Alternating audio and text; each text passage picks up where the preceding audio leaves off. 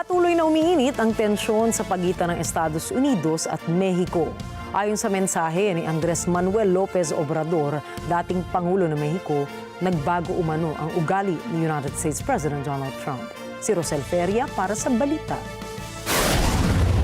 I-display sa screen ni Pangulong Claudia Sheinbaum ang sulat ni dating Mexican President Andres Manuel Lopez Obrador ukol sa pagkadismaya nito sa mga aksyon ngayon ni Pangulong Donald Trump.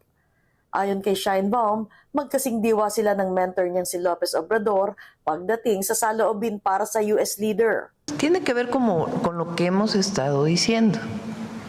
Desde hace un mes, el domingo en el Monumento a la Revolución y en todas las plazas, o por lo menos una plaza pública de todo el país, en las 31 entidades, Coahuila no, porque tiene elecciones este fin de semana, pero tiene que ver con esta ofensiva de la que hemos estado hablando.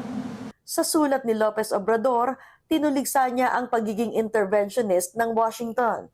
Ayon sa dating Pangulo, ang nabagong pag-uugali ni Trump ay bunsod ng umano'y peking mga kaibigan at tagapayo nito sa loob at labas ng bansa.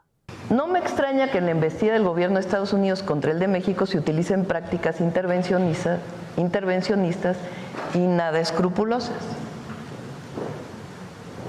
Miren lo que dice ahí. Para ser más claros, algunos funcionarios de Estados Unidos están tramando debilitar a Morena y fortalecer a la oposición de derecha en México con la idea de volver a disponer de un gobierno entreguista. Bueno, lo dice de una manera que lo puede decir más abiertamente. Isa si Lopez Obrador sa pinakapopular na political figure sa Mexico. Mula nang iwanan ang pwesto noong 2024, bibihira siyang humarap sa publiko. Pero sa naturang sulat na lumabas kamakailan, sinabi niyang malaki na ang pinagbago ni Trump kumpara sa unang termino nito bilang presidente.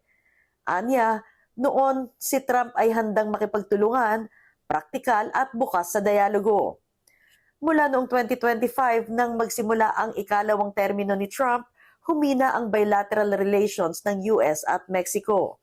Bunsod ito ng mga taripa, polisiya sa immigration, mga isyu sa seguridad at kampanya kontra pagtatrapiko ng droga.